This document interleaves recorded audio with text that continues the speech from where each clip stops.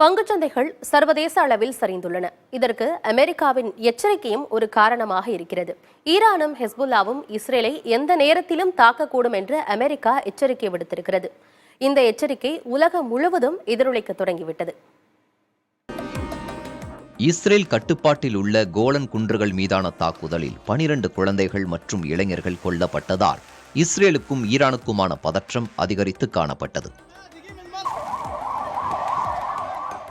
இந்நிலையில் லெபனான் தலைநகர் பெய்ரூட்டில் கடந்த ஜூலை 31ஆம் தேதி இஸ்ரேலிய விமானப்படை தாக்குதலில் பெய்ரூட்டில் ஹெஸ்புல்லா அமைப்பின் கமாண்டர் ஃபாத் ஷுகுர் கொல்லப்பட்டார்.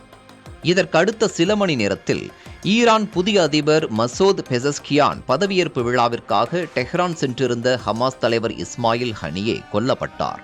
அவர் தங்கியிருந்த இடத்தின் மீது இஸ்ரேல் நடத்திய தாக்குதலில் ஹனியேவும் அவரது பாதுகாவலரும் கொல்லப்பட்டனர். இந்த இரு தலைவர்கள் கொல்லப்பட்டதால் இஸ்ரேல் ஹமாஸ் இடையிலான போர் மத்திய கிழக்கு போராக விரிவடையும் நிலை ஏற்பட்டுள்ளது. இதற்கேற்ப இஸ்மாயில் ஹனியேவின் இறுதிச் சடங்கில் பங்கேற்ற ஈரானின் உச்ச தலைவர் அயதுல்லா அலி கமேனி இஸ்ரேல் கடுமையான தண்டனையை அனுபவிக்கும் என்றார். இதன் தொடர்ச்சியாக இஸ்ரேலின் வடக்கு பகுதியில் உள்ள பெய்ட் ஹிலல் நகரின் மீது ராக்கெட்டுகளை ஏவி ஹெஸ்புல்லா அமைப்பு தாக்குதல் நடத்தியது. இந்நிலையில் G7 நாடுகளின் தலைவர்களுடன் காணொலியில் ஆலோசனை நடத்திய அமெரிக்க வெளியுறவுத்துறை செயலாளர் ஆண்டனி பிளிங்கன் இஸ்ரேல் மீது ஹமாஸும் ஹெஸ்புல்லாவும் எந்த நேரத்திலும் தாக்குதல் நடத்தக்கூடும் என்று எச்சரிக்கை விடுத்துள்ளார். ஈரான் மற்றும் ஹெஸ்புல்லா தரப்பிலிருந்து தீவிர தாக்குதல் நடத்தப்படக்கூடும் என அமெரிக்கா எச்சரித்துள்ள நிலையில் மத்திய கிழக்கில் இஸ்ரேலுக்கு ஆதரவாக அமெரிக்க, பிரிட்டிஷ் போர்க்கப்பல்கள் நிலைநிறுத்தப்படும் என்று இந்நாடுகள் அறிவித்துள்ளன.